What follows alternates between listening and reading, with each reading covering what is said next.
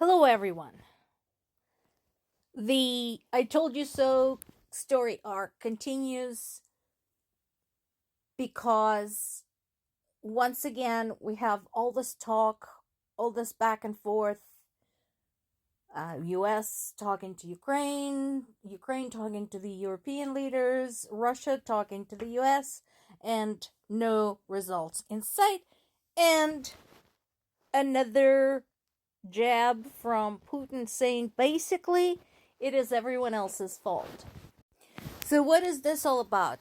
As I said before, Kremlin will never accept anyone else's version of the peace agreement. They are all about the one they came up with last summer, and they have no interest in making any changes to it. And so, whatever is being discussed by the EU and the US to make it more palatable for Ukraine does not interest them. They're basically saying that it does not improve the document from their standpoint. Well, of course it doesn't.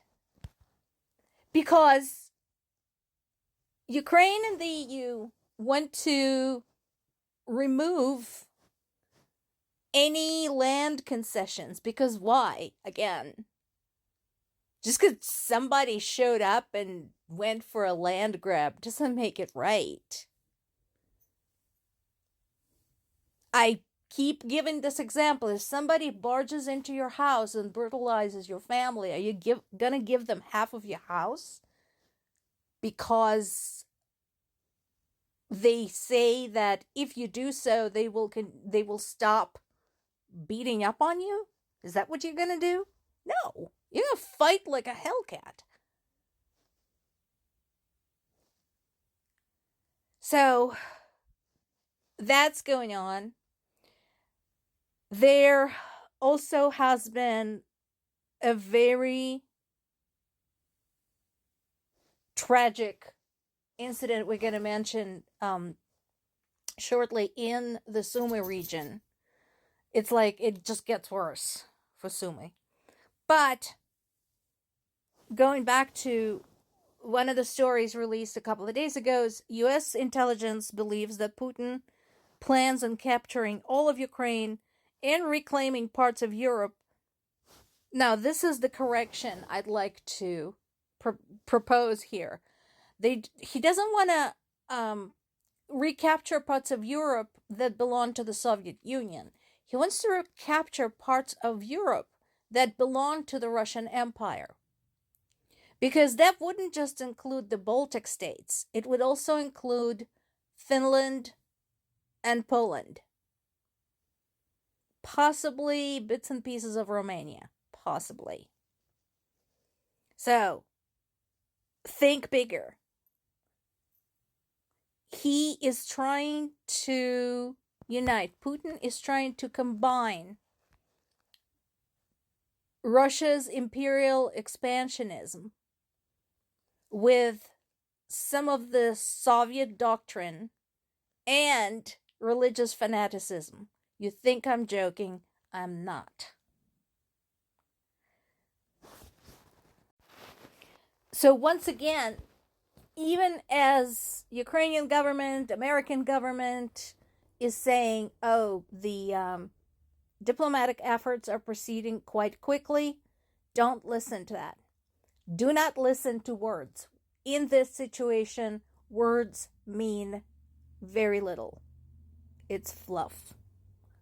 Watch the actions of everyone involved. Meanwhile, there are nightly attacks. Last night, Russia launched nearly 100 drones, killing 4 people, injuring 19. And this is what I mentioned in the past, that missiles are being launched from Russia's Rostov region, and the drones are being launched from Kursk, Arel, Primorsk-Akhtarsk, and Russian-occupied Crimea. So this is what I meant when I said Russia basically took all of the border regions and turned them into military zones. Of course, now people who used to live in those areas are complaining, why are we suddenly targets? Because your government turned you into a launch pad to attack Ukraine, thus making it a valid military target. You should get your ass out of there. Ukraine continues fighting hard using the drones, and again continues trying hard to only hit military targets such as Russia's jets, Russia's weapon storages, and so on and so forth. But here's what I'm talking about the tragic incident in the Sumy region. So what's going on there? Multiple things. First of all, there's been a border breach in that area. Sumy has been the target for a very long time now. It's been bombed all to shit. Things have been destroyed, including historic buildings. I mean, it's very bad there. But there's been a border breach. Fortunately, the breach has been closed. But sadly, not before Russian forces came into the area and illegally abducted 50 people, residents of the village of Hrabovsky, and held them without access to communications or any kind of adequate conditions. And then they were forcibly taken to Russia. These people are civilians. I mean, yeah, the Commissioner of Human Rights in the Russian Federation has been contacted, but right now, human rights in Russia might as well exist on different planets. This is a war crime. Make no mistake, this is no different than any other enslavement of unarmed civilians without provocation. This is up there with the kidnapping of thousands of Ukrainian children. And just to make matters worse, I mean, it's never okay, but these people are mostly elderly. They're mostly elderly men and women. So these are people who are too old and too weak to run away and hide and resist. One of the women is 89 years old in the group. So this is, by the way, assigned to any of the areas of Ukraine, people still there, to evacuate deeper into the safer area. Nowhere in Ukraine is safe right now, but these border regions are by far the most dangerous. Sadly, this also includes my native Zaporizhia region, part of which is occupied, and the other parts are being shelled heavily.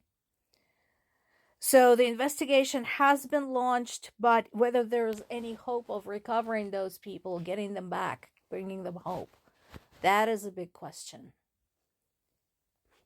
And again, why? Why were they taken? Why were they held without due process? Why were they taken to Russia? This is very much like what was happening in the areas occupied by Nazi Germany in World War II. More to come.